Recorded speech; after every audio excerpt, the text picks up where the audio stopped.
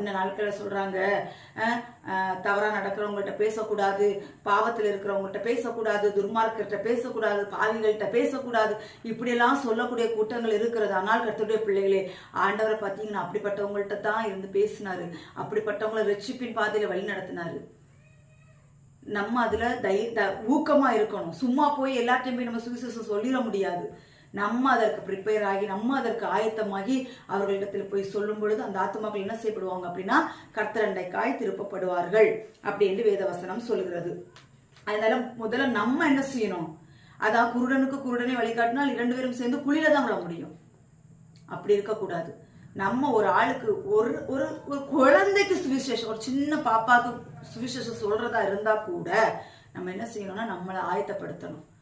நம்மளை நாமளே ஆயத்தப்படுத்திக்கணும். ஆயத்தப்படுத்தாம போய் நம்ம ஒரு இடத்துல கை வச்சோம் அப்படின்னா